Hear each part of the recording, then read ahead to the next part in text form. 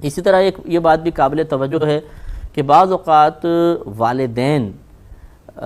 بہو سے بدظن ہو کر بیٹے کو حکم دیتے ہیں کہ طلاق دے دو اس کو، بس چھوڑ دو اس کو۔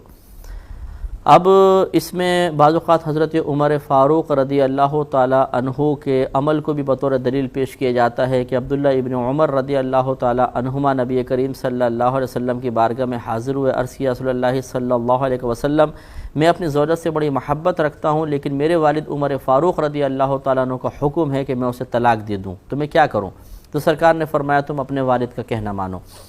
تو اس کو دلیل بنا کے بعض اوقات بہت سے والدین بہو سے اگر صرف ذاتی طور پر نفسانی طور پہ کوئی تضاد پیدا ہو گیا تو اپنے نفس سے مغلوب ہو کر بیٹے کو فوراً آرڈر کرتے ہیں کہ اس کو طلاق دو، اور اس وقت اپنے ماں باپ ہونے کے ذریعے اس کو بلیک میل کرنے کی کوشش کی جاتی ہے کہ ہم تمہارے والدین ہیں اور تمہیں طلاق دینی ہوگی، حالانکہ اس وقت طلاق دینے کا کوئی ایسا جواز بھی نہیں ہوتا، بلکہ بعض اوقات خود والدین کی خطا ہوتی ہے، لیکن وہ انا کا مسئلہ بنا کر اس عورت کو یعنی بہو کو تکلیف پہنچانے کی نیت سے بیٹے کو اس قسم کا آرڈر کر دیتے ہیں، اور دلیل عمر فاروق کا عمل پیش کرتے ہیں دلیل کے طور پر۔ یہ بات یہاں پر یاد رکھیے گا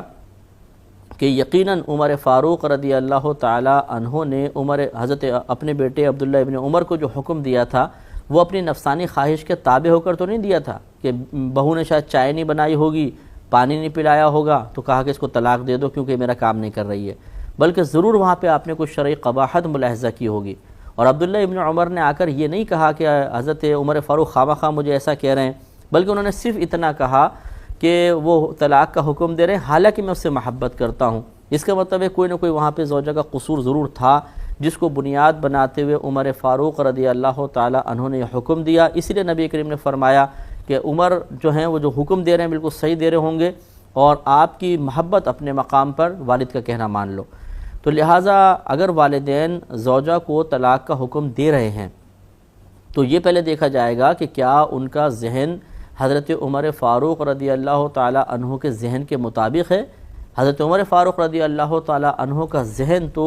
شریعت کی ہدایت سے، شریعت کی تعلیمات سے رہنمائی حاصل کر رہا تھا، اور یہاں پر معاملہ یہ ہوتا ہے کہ شرعی رہنمائی نہیں ہوتی بلکہ نفسانی تقاضے پیش نظر ہوتے ہیں، شیطان کی طرف سے بعض اوقات رہنمائی ہوتی ہے کہ بھئی تھوڑی سی بات میں جھگڑا پڑا اور ایسا مسئلہ ہو گیا۔ تو پھر عمر فاروق اور ہمارے آج کل کے دور کے والدین کا کیا تقابل اور کیا مقابلہ؟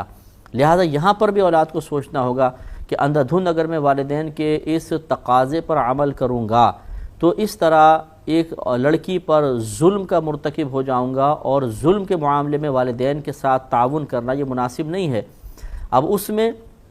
والدین کو بھی برا بھلا نہ کہے، ان کے سامنے بھی ایسا کوئی جملہ نہ بولے کہ ان کی دل آزاری ہو، غور و تفکر کرے، پہلے دیکھے کس کا قصور زیادہ ہے، کیا زوجہ کے قصور اتنے ہیں کہ واقعی وہ طلاق کی مستحق ہو چکی ہے، اور اس طرح اعتدال پسندی کے ساتھ کوئی فیصلہ کرے۔ لہٰذا آج کل کے دور میں چھوٹی چھوٹی باتوں پر ہم نے یہ دیکھا ہے، چونکہ میں ایک مفتی ہوں اور میرے پاس سینکڑوں گھروں کے مسائل آتے رہتے ہیں کہ چھوٹی چھوٹی بات پر والدین فوراً آرڈر جاری کر دیتے ہیں کہ طلاق دے دو۔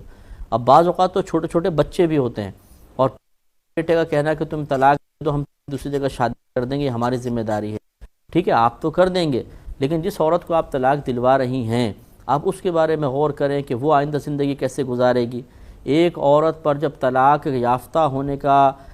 داغ لگ جاتا ہے، جس کو ہمارا معاشرہ داغ کہتا ہے، تو پھر اس کے لیے کتنی مشکلات ہو جاتی ہیں، پھر وہ بچوں کو کیسے سنبھالے گی، باپ کا سہارا نہیں ہوگا تو تربیت کیسے کرے گی۔ ان تمام چیزوں کو ملحوظ رکھے بغیر بس ہمارا کہنا ماننا چاہیے، ہمارا آرڈر جاری ہو گیا ہے اور اس کو پورا کرنا چاہیے، اور اولاد نہ کرے تو تم بیوی کے غلام ہو گئے ہو، اور اس طریقے سے یہ گھروں کے اندر نظام بگڑ جاتے ہیں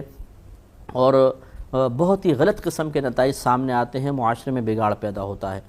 اس لیے اس معاملے میں بھی بڑی اعتدال پسندی ہوگی، اور دیکھا یہ جائے گا کہ والدین کا حکم شریعت کے تقاضے کے مطابق ہے یا نہیں۔ یہ بخاری کی روایت ہے، آپ خود غور کر لیں کہ نبی کریم صلی اللہ علیہ وسلم نے ارشاد فرمایا کہ اللہ تعالیٰ نے ایک مسلمان پر دوسرے مسلمان کی عزت، آبرو، جان اور مال کو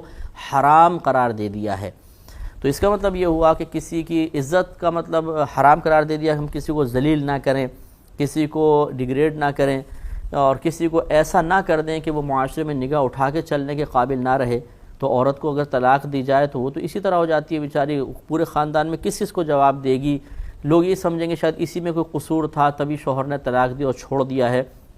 ہزارہ قسم کے معاملات ہوتے ہیں، تو اس لیے بہت ہی سوچ سمجھ کر اس میں بھی فیصلہ کرنا چاہیے۔ اور والدین بھی اس آیت سے ذرا عبرت حاصل کریں کہ وہ بھی اپنی اولاد کو ایسا کوئی حکم جاری نہ کریں جو اللہ تبارک و تعالیٰ اور اس کے رسول کریم صلی اللہ علیہ وسلم کے حکم اور رضا کے خلاف ہو۔ اور یقیناً یہ دونوں چیزیں، یعنی دونوں طرف سے کہ اولاد بھی اور والدین بھی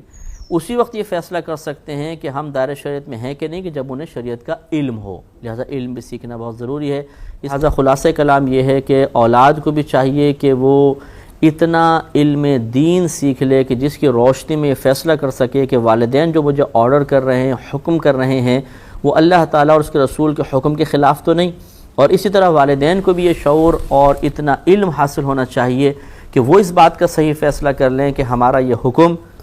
ہماری نصیحت، ہماری تلقین اور جو ہم اولاد کو بات سمجھا رہے ہیں یہ دائرہ شریعت سے باہر تو نہیں جا رہے۔ لہذا